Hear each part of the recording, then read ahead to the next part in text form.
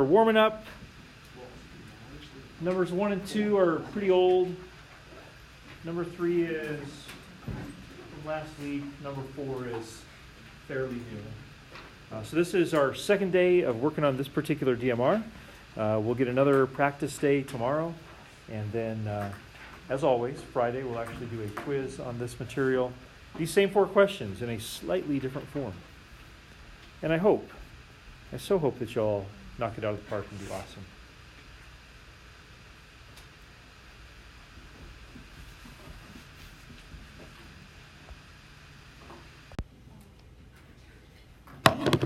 So I'm just giving you a list of answers there. No work right now. We can discuss as you want, but there's your answers.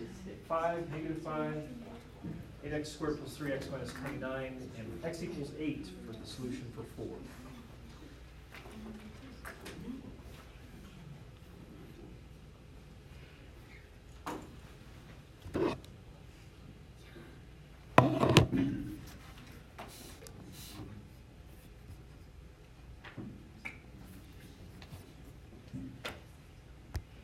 One page. This is one we didn't get to, and looking back at it, I thought, you know what? I think I want to get to this one. So, number 5 says solve, and it gives this fairly lengthy equation that we're supposed to solve. So take a minute and copy that down, and if you want, like if you got it right in front of you, go ahead and start. You know, see if you can start simplifying it. See if you can start solving for x on number 5. If I can catch up to you, and we'll kind of continue to explore this. I can tell that some of you have kind of reached this weird place, and I'm hearing some good discussions about what it might be. Do you guys see the 2 distributive properties, one on each side? So here's my fence. I drew this with most of our other equations. There's my fence. So on the left side, do you see how there is a 4 times parentheses? It's a distributive property. So that would be 4x minus 12 for that distributive property. I still have a plus 3x. And then on the right side of the equal sign, I've got a 12 being distributed. So this would be 12x minus 12 minus 5x. And Bree, this would be an ideal time to come back to us here in math class. Okay, so then did you see the like terms on both sides? So on the left side, 4x plus 3x is 7x. And on the right side, 12x minus 5x is 7x. This is where it gets a little bit weird, right? I've done a lot of simplifying, and did you notice how there's an x on the left side of the equal sign and an x on the right side? So in the past what we did, didn't we just subtract one of them over? Or maybe add one of them over? And that's what we're going to do, but isn't it weird that they're the same thing? Yes. So I'm going to try to move the 7x, one of them, over to the other side.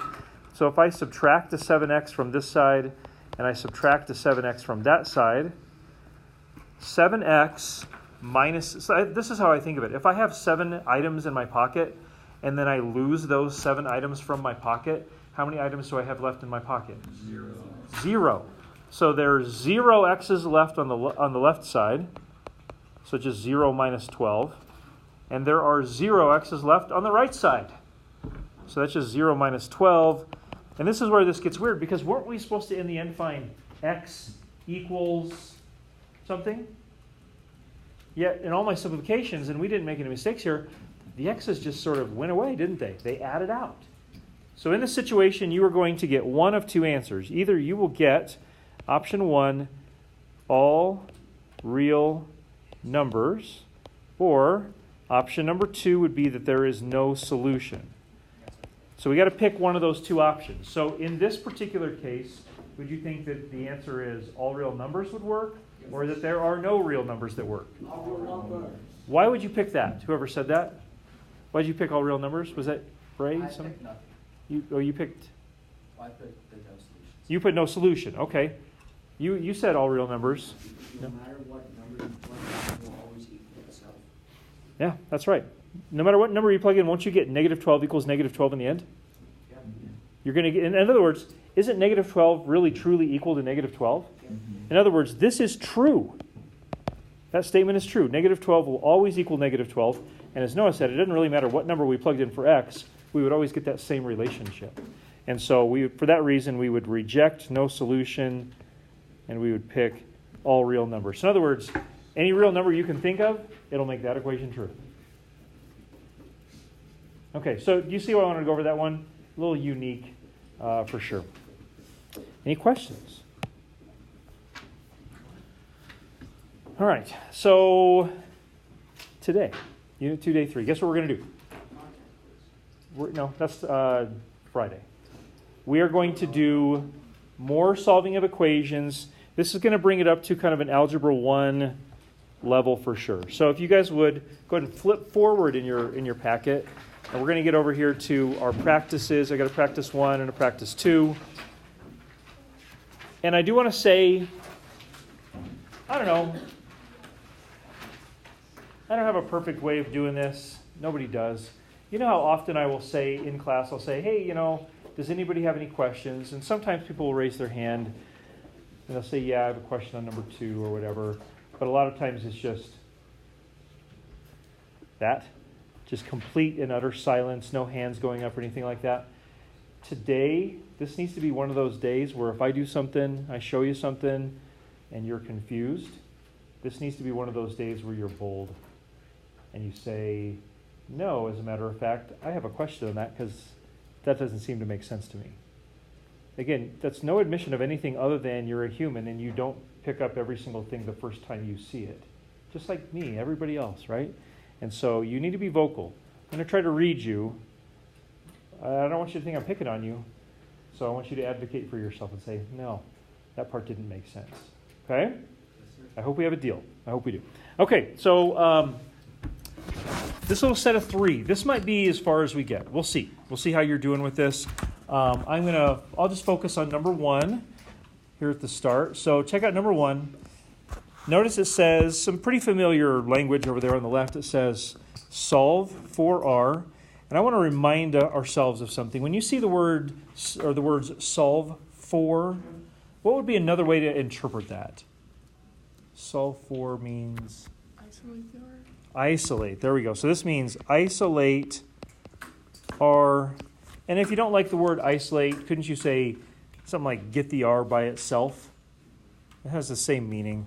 So you could say that. Get R by itself. And you think to yourself, great, I can do that. But then you look at the equation, and what seems to be missing? Numbers. And so this is where it's tempting to kind of freak out and say, whoa, my gosh, there's no numbers. I don't know if I can do this or not. The truth is, all those principles you guys have been using on your solving equations, and I think, personally, from what I've seen, like peeking over shoulders and talking with you guys, I think you're either pretty good at solving equations or you're getting pretty good at solving equations. I think we're making some good progress. The principle you used with those are the exact same principles we use here. So check out number 1. We're trying to get the R by itself. Here's my little fence that I try to remember to always draw. Do you see how on the right side right now, the R is definitely not by itself? Yeah. What's with the R? C. And isn't it R minus C? So what's the inverse operation of subtraction? So how do you think we get rid of the minus C? Nice. We add a C. So if I add C to the right side and I add C to the left side, the right side, isn't negative C plus C just 0? They've added out. So on the right side, I've got equals R. So I would say I'm just about there because the R is by itself. Right? There's no more C with the R. On the left side, what's P plus C? We want to say PC, but what does PC mean? That's multiplication. So multiplication is not the same as addition, is it? No. So I can't say PC. Any other thoughts on what P plus C is? Bray? No? Okay, anybody else? Thoughts on what P plus C would be? Lisa? It would just be P plus C. Yes. Those are unlike terms, aren't they? They're not the same variable, so we really badly want to combine them into something like PC, right? But we can't because they're unlike terms, and so we just say R equals P plus C. And I would say, and maybe you would agree with me here, I would say for a lot of students, this is sort of an unsatisfying answer because we want to get R equals 10. or r equals negative 13.2, or some number, right? We're used to getting a numerical value when we solve for something. But in these cases, in these equations, and you're going to see an immediate application of this here in the next week or two, sometimes that's not the case. We're just rearranging an equation in a way that we want for some reason. I will say in science class, your science teachers, the only thing science teachers seem to talk to us math teachers about is this. What can you do to help our students be able to rearrange formulas? What can we do to be able to get students to do things like solve for R, or in number 2, solve for T, because they find students struggle. So we're trying to support the science department in doing this, and then we have a very specific application of it in our class too. Okay, so any questions about 1? That's it. For number 1? Yep. And here's how we know. Like, that's a valid question, because doesn't it seem like we didn't do that much? Yeah. Remember, solve for R means isolate R. So when I look at this step, and I ask myself, is the R truly all by itself? Yeah.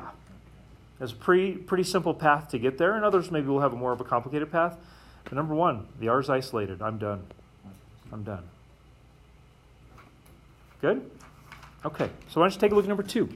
Number 2 says I equals PRT. PRT, yes, personal responsibility time. This is actually a financial equation. P stands for principal, R stands for rate, T stands for time, and I stands for no. It does. Yeah, it's in something. No. Have you ever heard of interest? Financial application, like the interest that you either pay or get, depending if you're investing or getting a mortgage or something. Okay. So this says solve for T. Solve for T. Let me just give you a minute to ponder this. Think about what you might need to do. And then I'd love to hear from you once you think you've got it.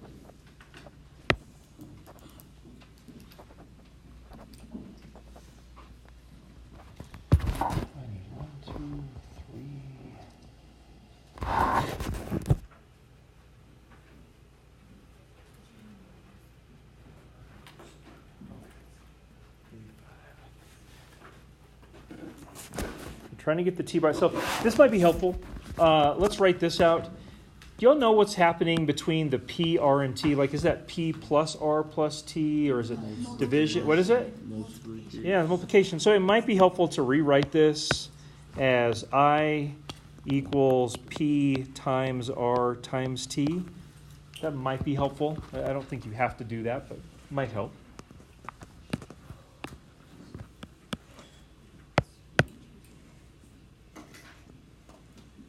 Okay, so anybody think they have a good path forward? Bray, what do you think? Well, this time I did dividing. Division, okay. So divided PR by the times PR. Okay, so you divided this side by PR. And then anything else? And then I flipped it over to the other side. So then it equaled I divided by PR equals T. Okay, so do you see he described it like this? He basically divided both sides by PR, or P times R. So over here, are you guys happy with this if I were to say that the P divided by P is just 1, like they cancel out? And the R divided by R similarly would cancel out to be a 1? And so then on the right side of the equation,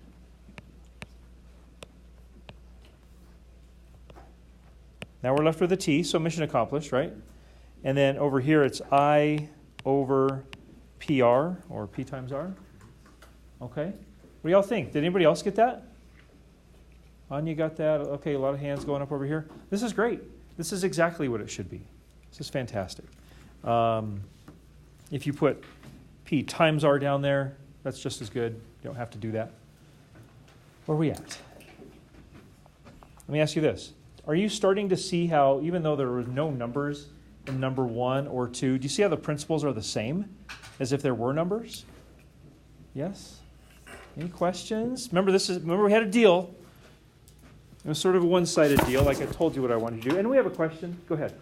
So when you flip like the PR over, would it still be multiplication, like P times R, or? Yeah, so like Bray kind of said it the same way you just said it. He said like I flipped over.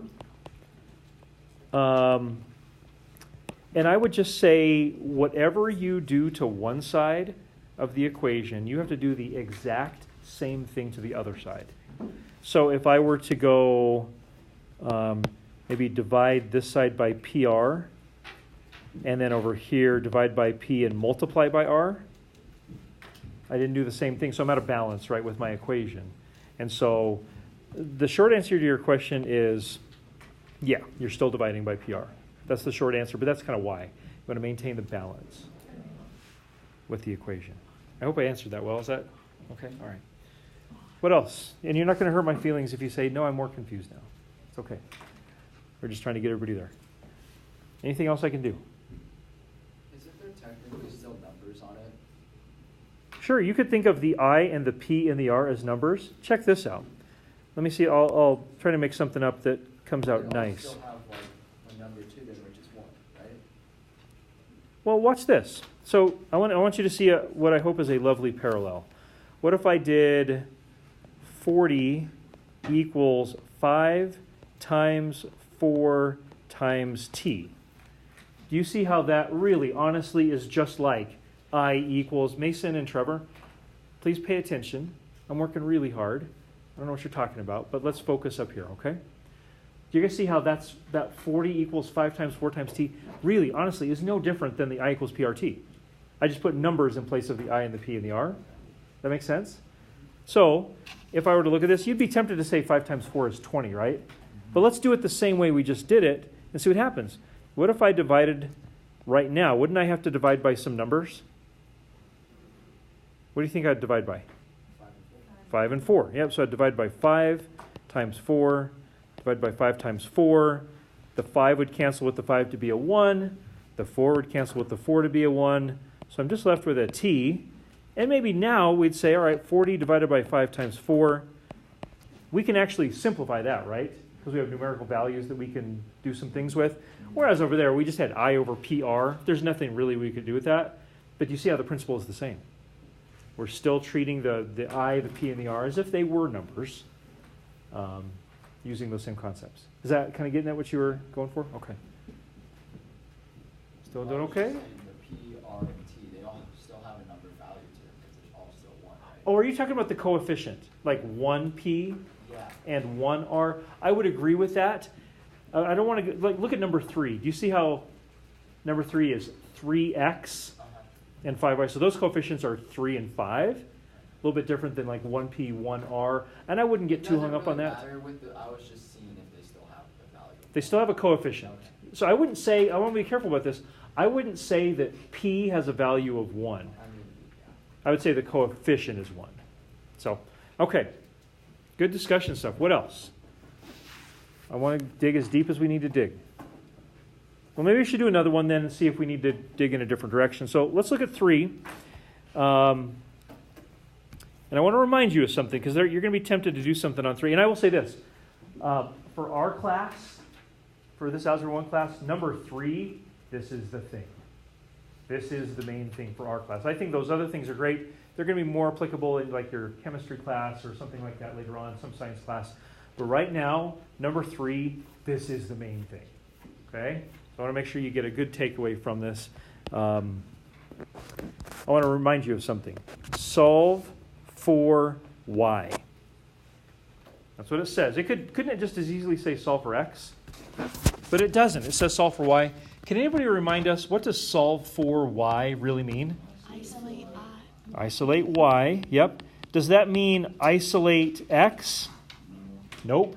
Does it mean get the x by itself? No, it means get the y by itself.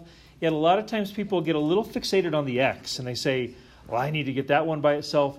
The truth is, we don't want to get the x by itself at all. We want to get the y by itself. So let me give you a few moments here. See if you can do this. You might be able to. If you can, that's awesome.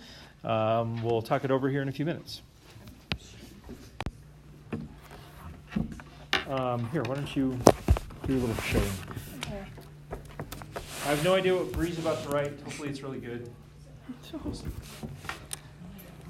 Make sure you show really good steps so even if somebody's a little confused. What did I give you? I didn't give you the pen. Yeah, I gave you the pen. Yeah, you're good.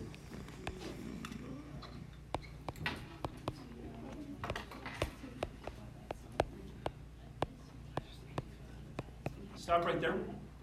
Okay. Please look at what Bree has done. Do you agree with it? Does it seem logical? Right? I'm not saying she's done. I just told she was getting ready to write some more stuff. Oh, I'm sorry. I just said stop real quick. I wanted to make sure from a first step perspective, and guys, this is so key because people will get confused on this first step. And I'll just say it, Bree has shown you a really good first step. Subtracting that term 3x, subtracting that over, that's definitely the best move. I completely agree. Can I ask one question, though, about this? Yeah. So you see on the right side she wrote 20 minus 3x. Hopefully we can agree that that was the right move. Why then, on the next line, the last line she's got there, why didn't she write 17x? Because I know that 20 minus 3 is 17. Why? Because they're not like terms. They're not like terms. Sometimes we badly want things to just get combined down into just like one simple thing. But because, like she said, they're not like terms, we cannot do that. So this is an opportunity for you to raise your hand and say, I was thinking something a little different. And we can talk through that if you want. I do want to say Bree has shown you a really good example so far. Well, Bree, then why don't you finish and see how this goes.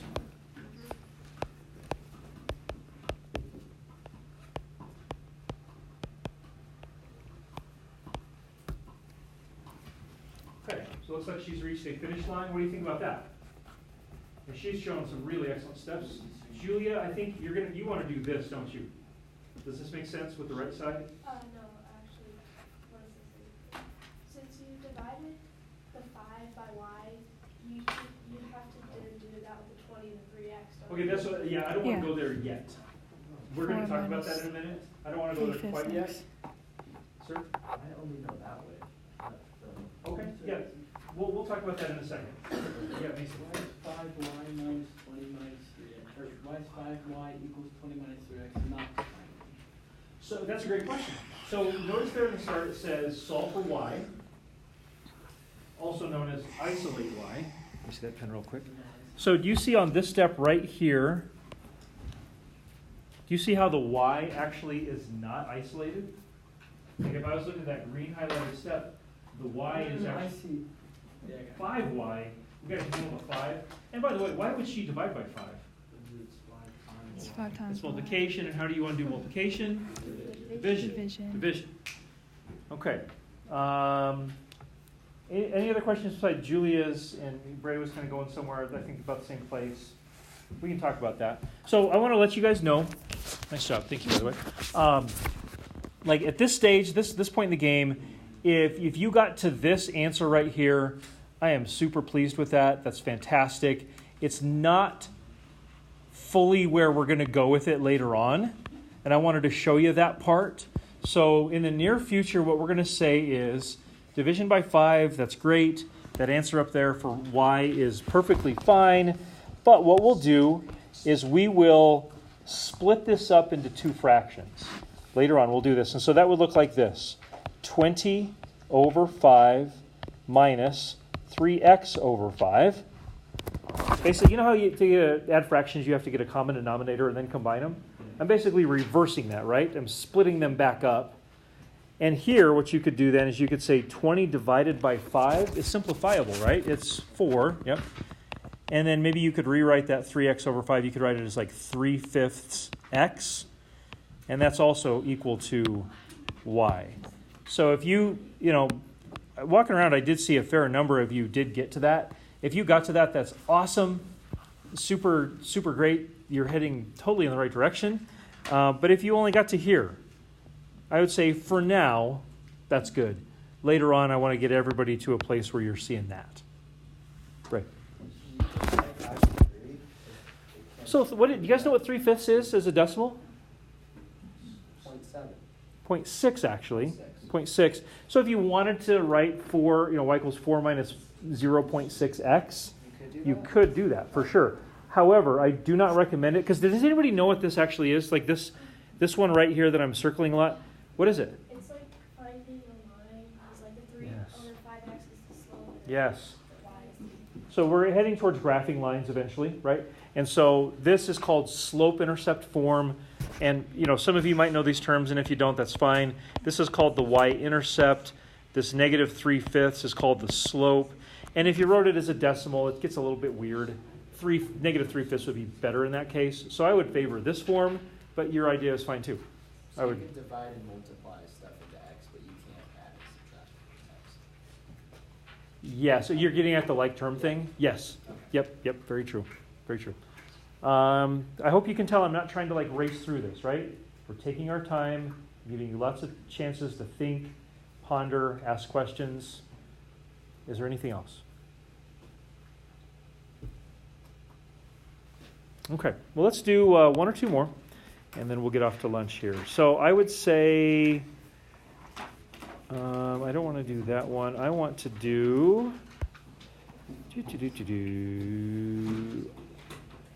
we'll try to do both of these, but let's do number 2 first.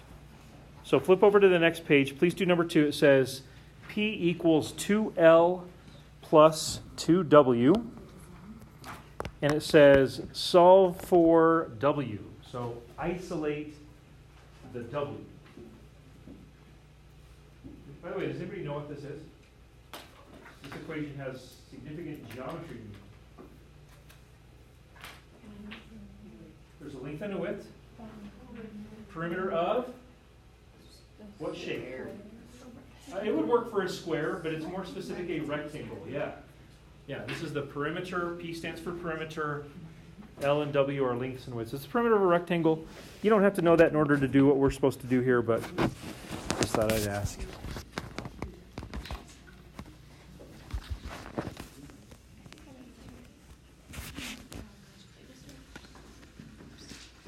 There is a lot of hope for you guys. This is good. You're doing well.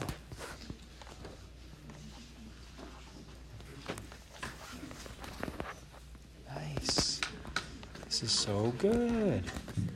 Yay. You guys are doing really, really well. We've had some serious crash and burns on this in the past. Oh, and you're splitting it, right? So you got P over 2 minus L. Am I reading that right? Yes. Sophia? Okay, awesome. Yay. Kate, I can't quite see what you got going on there. I have a question for you. I like this move. This is great. Well, how'd that become a 3? I meant to. Was that just a typo? Yeah. You know what? I I do meant that. to I put do it that too. sometimes too. Yeah. Okay, keep going. Yes, sir. Yeah, So I've got this. you're good. Yep. I'm talking to Bray. I was just peeking over your shoulder and talking to Bray at the same time. Yep, that's good. But So far? 2 divided into 21 is going to be a mix. That's 2L. Oh, that's an L? That's an L. Yep. That was a 1. I thought that was 21. Even though, I would say this, even if it was 21, we don't get stressed about that. We don't have to I do a mean, can mixed you- number. We can just you- leave it as an improper fraction. Okay, so if it was 21, you just leave it. 21 over 2. Because you can't divide 2 into 21. It's else. 10 and a half. Okay. But I prefer mixed, or I prefer Just leave it improper in. to mixed number Okay. for sure. Wait, is this the right answer? 2L over 2 minus P over 2. I would say that is certainly a form of a correct How about answer. that? Yep. And Oh wait, is this just L because? P. Wait a minute. I feel like I'm getting mixed up here. Oh no, this is not right because you need to subtract 2L. Oh, You Yeah. subtract. Yeah, you kind of subtracted that So wrong. I subtracted we 2. forgot it. You Is that right? divided by 2. Yeah, Hold sorry. on. Make sure you divide both sides by 2. There should be a 2 right there. Well, this is just a W. Yeah, sorry. Yeah. So that was right. I think so. Okay, so here we go. We're trying to get the W by itself. And so if I'm trying to get the W by itself, did you guys move the 2L first? Yes. How did you move the 2L over to the other side? So I'm going to subtract 2L from both sides. So on the right side, what's 2L minus 2L? 0. Just add it out. And wasn't that kind of our goal? We wanted to move it over, so it's not on the right side anymore. So I just ended up with 0 plus 2W, also known as 2W. On the left side, what's P minus 2L? How do I combine those? You can't, because they're not like terms. So I would just write P minus 2L over there. So at this point, I feel like I've done some good work. Is the W now isolated? No. What's with the W? How is it attached to the W? So what do I do? Divide to get rid of the multiplication. So divide by 2, divide by 2. I'm getting W on the right side because the 2's would just cancel out to be a 1, divide out to be a 1. And on the left side, we're in a similar spot where we were before. I could just leave this as is, P minus 2L over 2. I'm totally okay with that. However, if you wanted to simplify a little bit, you could write it as P over 2 minus 2L over 2. And what's 2L over 2? So it'd just be P over 2 minus L. That would be just as acceptable. At this stage of the game, like I said, I would accept this answer.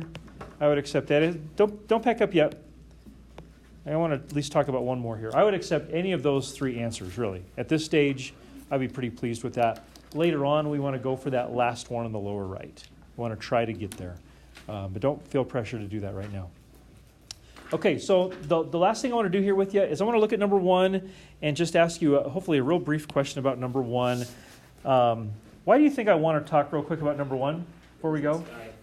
The fraction. Because sometimes we see a fraction and we freak out a little bit, right? So what would you guys think here? It says solve for h, also known as isolate the h. So I've got a equals 1/3 times b times h. I kind of want to get rid of the fraction before I do anything else. Does anybody have any ideas on how I could get rid of the 1/3 from that right side? Multiply by what?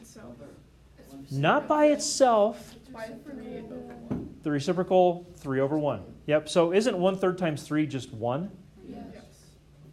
So what I would do is I would multiply the right side by 3 over 1, and the left side I would multiply by 3 over 1.